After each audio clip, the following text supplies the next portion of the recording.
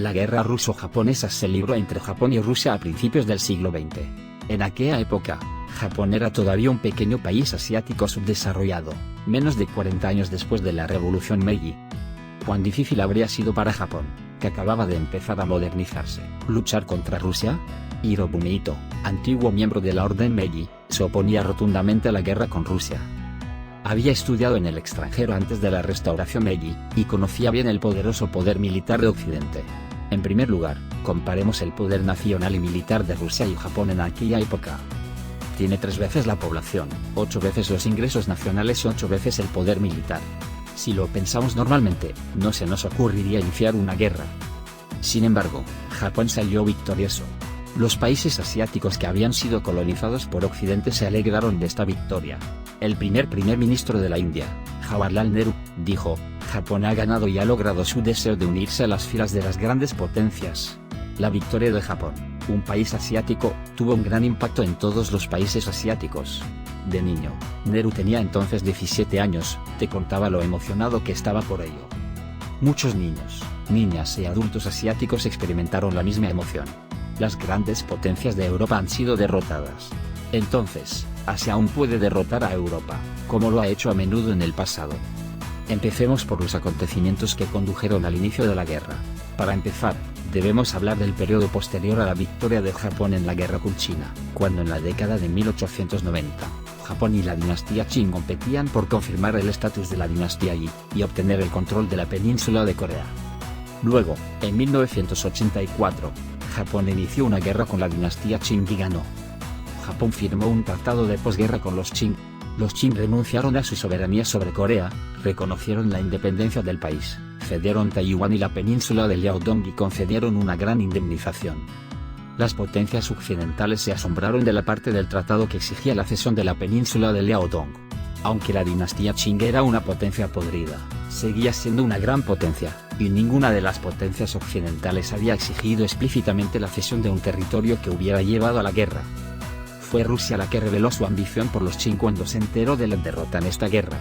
Rusia esperaba adquirir un puerto libre de hielo en Asia Oriental, y estaba expandiendo su territorio en Asia Oriental. La adquisición de la península de Liaodong por parte de Japón era muy inconveniente para Rusia, que tenía sus miras puestas en Manchuria. Aunque Japón adquiriera la península de Liaodong, no tenía poder económico para desarrollarla, y solo se dirigió en secreto a Gran Bretaña para la gestión conjunta de la región de la península de Liaodong. Cuando este hecho salió a la luz, Rusia endureció aún más su postura. Rusia, junto con Alemania y Francia, exigió que Japón devolviera la península de Liaodong a los Qing. Los rusos estaban dispuestos a ir a la guerra para satisfacer sus demandas. Japón esperaba secretamente que los británicos actuaran como intermediarios, pero no tenían intención de apoyar a Japón hasta que no se hubieran enemistado con Rusia. Japón no podía ganar una guerra contra los 3 países, así que aceptó la petición y permitió que la península de Liaodong fuera devuelta a los Qing. Este incidente se conoce como la intervención de los 3 países. Este incidente desencadenó un aumento del sentimiento antirruso en Japón, y llevó a los militares japoneses a estudiar a Rusia como posible enemigo. En 1898, Rusia obtuvo de los Qing el arrendamiento de Dalian, y Luzon y el derecho a construir el ferrocarril del sur de Manchuria. Luzon y Dalian son ciudades de la península de Liaodong que Japón se vio obligado a abandonar debido a la intervención de las 3 potencias. Incluso cuando las tierras abandonadas por los rusos fueron ocupadas por estos, Japón no pudo tomar ninguna medida contra los rusos. Por supuesto, el ímpetu antirruso estaba en su punto álgido en Japón. Las intenciones de Rusia sobre Manchuria e incluso Corea son cada vez más claras. En 1900, el Yedan se rebeló en la dinastía Qing. Se trataba de un movimiento anti-extranjero similar al que tuvo lugar en Japón al final del shogunato Tokugawa, y que tenía como objetivo a los occidentales y a los japoneses del Qing. 8 países enviaron tropas al imperio Qing para proteger a sus ciudadanos. Rusia y Japón enviaron un gran número de personas a la zona. Incluso después de la supresión de esta rebelión, Rusia estacionó sus tropas en Manchuria y mantuvo Manchuria bajo su control. Este control de Manchuria por parte de Rusia suponía una gran amenaza para Japón. Hubo otro país que se sintió amenazado por la invasión rusa de los Qing. Era Gran Bretaña. Los británicos también querían invadir a los Qing, pero estaban muy ocupados con la guerra de los Boers, y no podían permitirse enfrentarse a los rusos. Aquí es donde coincidieron las intenciones japonesas y británicas hacia Rusia. Gran Bretaña, que estaba orgullosa de su honorable aislamiento, y no se había aliado con ningún otro país occidental, formó una alianza con Japón. La alianza anglo-japonesa se firmó en 1902. Decía que si un país entraba en guerra, el otro permanecería neutral.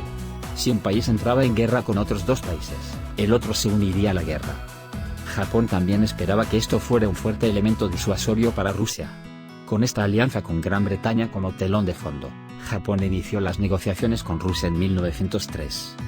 A cambio de que Japón reconociera los intereses de Rusia en Manchuria, Rusia reconocería los intereses de Japón en Corea. Rusia, que pensaba que tenía la ventaja militar, no aceptó esta condición. Rusia quiere la mitad norte de Corea. Esta no era una condición que Japón pudiera aceptar, y las negociaciones terminaron en fracaso. Fue entonces cuando Japón comenzó a prepararse para la guerra. Aunque Hirobumi Ito se oponía rotundamente a la guerra con Rusia, Aritomo Yamagata, otro antiguo comandante militar, insistió en ir a la guerra. El primer ministro de la época, Taro Katsura, también estaba a favor de la guerra. Yamagata y otros opinaban que la guerra con Rusia era inevitable, y que si había que librarla, debía ser ahora, cuando el ferrocarril transiberiano aún no estaba terminado, y cuanto más tardara, peor sería la situación de Japón. Ito fue persuadido por Yamagata y otros, y declaró que si los rusos desembarcaban en Japón, se haría soldado y lucharía contra ellos. Así, en febrero de 1904, Japón cortó las relaciones diplomáticas con Rusia. Fue Rusia la que se sorprendió por esta ruptura de relaciones diplomáticas. Rusia había pensado que sería Rusia, y no Japón, quien decidiría si entraría en guerra o no. No pensaron que Japón, con su poderío nacional inferior, lucharía contra Rusia. Así comenzó la guerra ruso-japonesa. En el próximo artículo, explicaré los preparativos de Japón para la guerra y la adquisición de divisas. Si te parece interesante, suscríbete a nuestro canal y haz clic en el botón me gusta.